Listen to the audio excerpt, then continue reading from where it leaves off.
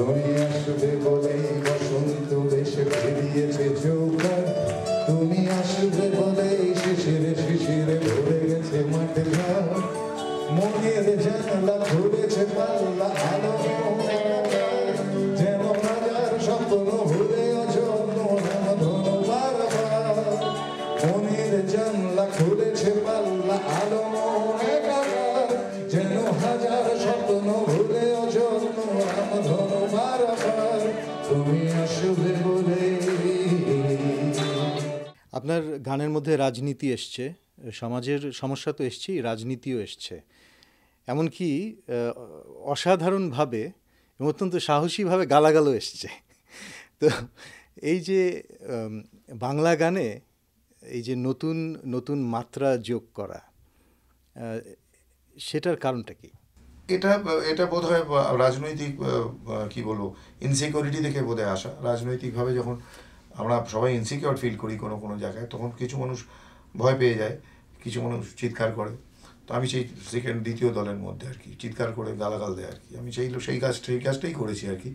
এবং অধিকাংশ মানুষই একটু ভয়ই পায়, সাধারণ মানুষ যেটা হয়, একটা বড় শক্তি, রাষ্ট্রশক্তি বা তাদের বিরুদ্ধে কথা বলতে সবাই একটু ভয় পায়। তো যে কোনো কারণেই হোক আমি ওটা ভয় পাইনি আর কি। সেই মানুষই আমাকে সাহায্য করেছে, মানুষই আমাকে শেল্টার দিয়েছে এবং সাপোর্ট দিয়েছে, সেইটাই, আর কোনো কারণ নয়। মানে প্রত্যেকটা মানুষই, আমি যে কথাগুলো মাইকের সামনে বলতে পারছি বা স্টেজে দাঁড়িয়ে বলতে পারছি, বাড়িতে প্রত্যেকটা লোক এই কথাগুলোই বলে, আমিও তাদের থেকে খুব একটা আলাদা নেই।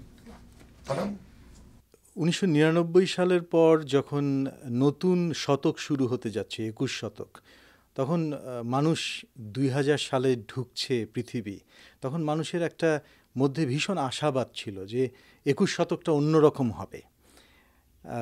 আমি তখন লন্ডনে থাকতাম, তখন সেখানে বিপুলভাবে একটা উৎসবের মতো যে 21 শতক নতুন রকম হবে, কিন্তু 21 শতক কিন্তু সেরকম নতুন কিছু আনলো না। যুদ্ধ বিগ্রহ, আরও নতুন নতুন যুদ্ধ যুক্ত হলো। আপনার কাছে কি মনে হয় 21 শতকটা আপনি কি আশা করেছিলেন নতুন কিছু? দেখুন, বলতে গেলে অনেক কিছু বলতে হয়, সেগুলো খুব পলিটিক্যাল হবে, সুতরাং না বলাই ভালো। আমি খুব একটা কিছু আশা করি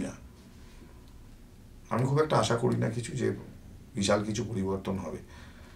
হ্যাঁ, আমাদের ওখানে পরিবর্তন এনেছি, এটাও ঠিক। আমাদের ওখানে একটা 34 বছরের পুরনো সরকার পড়ে গিয়ে একটা নতুন সরকার এসছে, সেই চেষ্টা করা হয়েছিল, সেটা হয়েওছে। আর পৃথিবীর কি পরিবর্তন হবে ঠিক জানি না। মানুষ যত দিন যাচ্ছে, মানুষ তো কনজিউমারিজমের দাস হয়ে পড়ছে, ভোগবাদের কৃতদাস হয়ে পড়ছে, আর পাশের মানুষ সেটাকে চিনতে পারছে না, শুধু নিজেরটাই ভাবছে।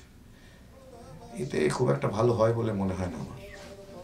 যারা আজকে তরুণ প্রজন্ম, নতুন প্রজন্ম যারা গান করছে, গান শিখছে, তাদের জন্য আপনার কোনো পরামর্শ আছে? গানটা শিখতে হবে, প্রত্যেকটা জিনিস, ডাক্তারিও যেমন শিখতে হয়, গানও সেরকম শিখতে হয়। তো গানটা না শিখে গানটা না গাইতে আসাই ভালো, কারণ এটাও এক ধরনের কলা, এটাও এক ধরনের সাবজেক্ট আর কি, যেটা শিখে এসে করতে হয়।